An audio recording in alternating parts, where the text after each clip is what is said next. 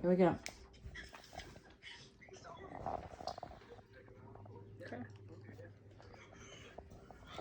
Hey guys, this is Patrick Manley, and I have something to share with you that most people probably never consider. Here's a question I bet is not on the forefront of most people's minds. Was the Industrial Revolution our saving grace, or is it something that will ruin our planet? I don't think people can even imagine a world before the Industrial Revolution, not even myself. We think we are entitled to a life of ease. There are several pros and cons of the Industrial Revolution, but we'll be focusing on the negative effects today. In my opinion, one of the worst negative effects is the destruction of the environment. In the beginning of the Industrial Revolution, machines took over manufacturing, and the easiest way to power these machines was burning coal to produce steam.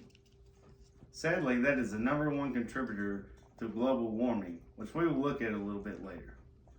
In 1949, M.K. Herbert made a prediction that oil production would reach its peak by 1970 and then slowly decline, meaning humans consume more than we produce, and he was proven correct by 1971. People are so dependent on fossil fuels, it will be very difficult to make the necessary changes. A major event that really shocked people and opened their eyes to our abuse of the planet was in 1948. In the valley of Donora, Pennsylvania, pollutants from local coal plants combined with trapped air created a lethal cloud that killed 20 people and caused 6,000 of the 14,000 residents to experience respiratory issues. If society doesn't get a handle on our overuse of fossil fuels, we can expect some major hardships, such as sea level rises, extreme weather, species extinction, food scarcity, and poverty. It will take a lot of hard work, and life as we know it will be different, but it is necessary for our future. This is only one of the negative effects. Now we will take a look at the effects of climate change. Famine, riots, non-stop war, and complete global chaos.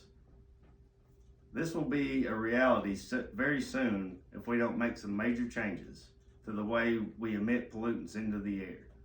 Global warming is a major issue that needs to be addressed on a global level. Scientists can piece together an historical record of the Earth's temperature levels. This record shows that the climate varies naturally, but does not explain the huge spike since the 1950s. Another way humans have added to global warming is the absorption of the sun's energy.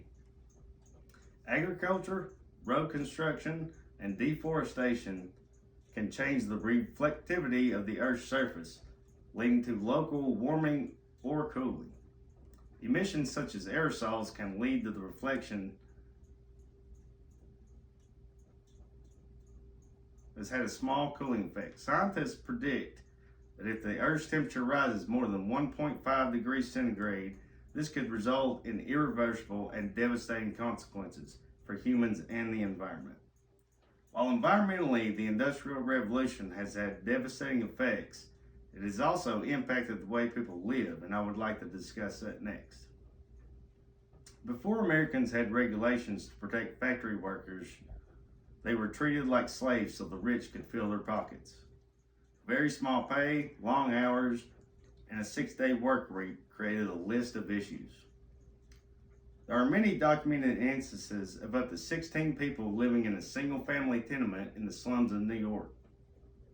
Poor nutrition, a stressful, unsatisfying lifestyle, and dangerous, life-threatening working conditions was very common in the 19th century.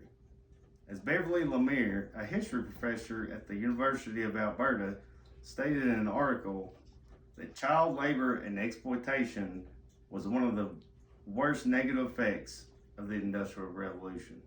The rapid growth of production created such a demand for workers, children were plucked from orphanages and placed in male dormitories and worked long, hard hours, and they were deprived an education. It is deplorable to think that people can treat children in this way just for a profit.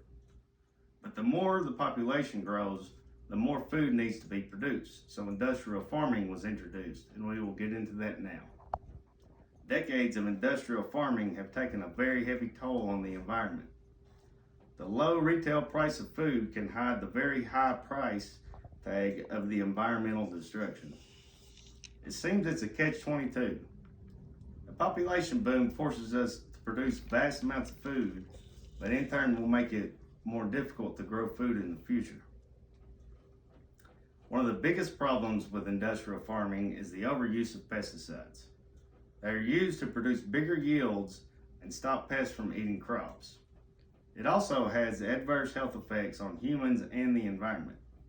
They have been linked to an increase in breast cancer, affecting reproductive functions, abnormal growth in children, and altering immune systems. It seems like every time we try to make life better, it blows up in our face and we end up in a worse situation. Finally, we look at how we might have created technology that puts us in the unemployment line worldwide. Automation and artificial intelligence is amazing, but it might create an unemployment epidemic that we have never seen before.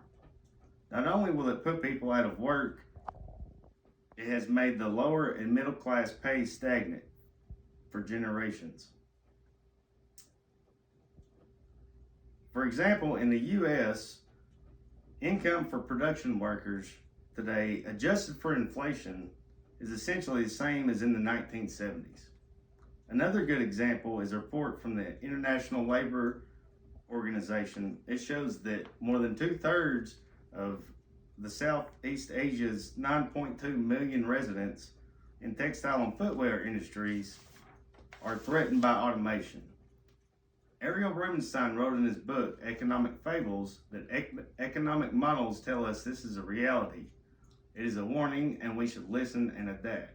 In closing, it is my opinion that what we do to improve our way of life will have worse effects and drive us as a society into a very dark place. It will take a great effort from every country on the planet, and we should start making changes immediately before it becomes irreversible.